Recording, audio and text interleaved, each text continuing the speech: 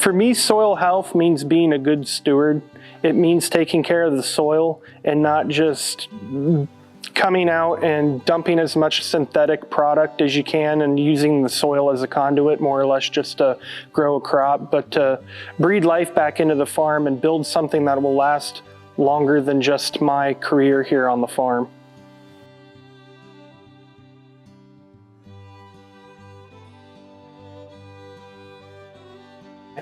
Hi, I'm Brice Armentrout. We're here at Kaler Family Farms. It's been in the family since the late 1830s.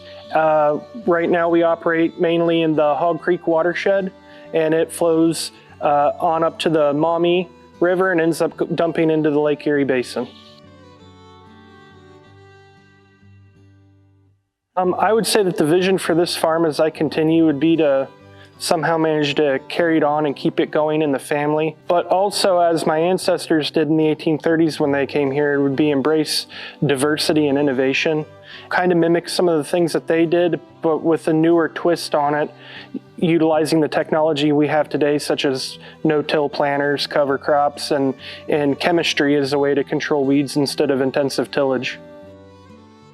For me, it was just trial and error and just getting my toes wet. I was lucky to have two older farmers in the area, one that was very heavily involved in conservation practices and is now retired, that, you know, I talked with him and he gave me the encouragement I needed. And then the other half was getting a better no-till planter to actually try things, and he did it on a small scale, and you kind of figured out what worked and what didn't work, and of course we're always learning, so that's still something we do every year. Start small, try it on a couple acres, but make sure they're the same acres every year. That way you're not just moving your test around every year and not gaining any benefits from long-term no-till and conservation practices in general, and make it small enough to where if it hurts you, you don't have to just throw in the rag and go up to the house and quit. I would say just kind of taking it step by step, and don't get discouraged when things go wrong, because even if you're a conventional farmer, things are always going to go wrong.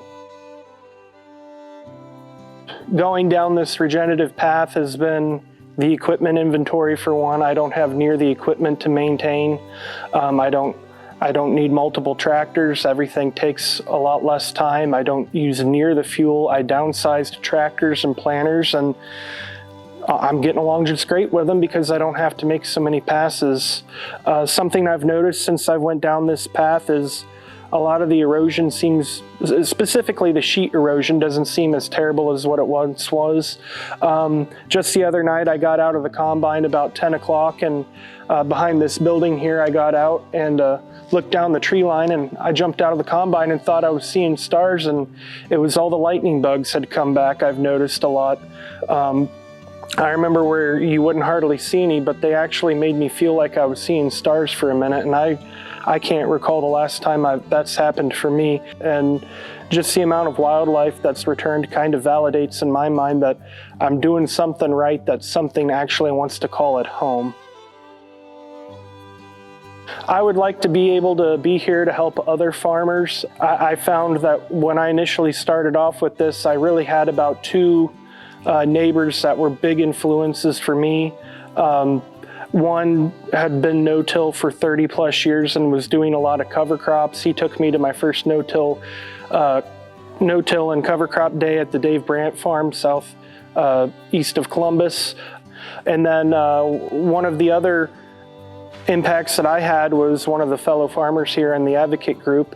And I just feel that if you build a networking community and make it so more people feel more comfortable going out of their little comfort zone, that you be able to influence them more, but help them in a way that they don't get too carried away or get discouraged by some of the flaws they have. You can help them with. So I would say for me, I just like to be able to have people feel comfortable to call and talk with me and let them know, you know, what's worked and what hasn't worked for me. And also it's a learning experience for me. I might learn something I hadn't thought of. And that's another great thing about this group, is it really opens up the doors to even for me to learn from it.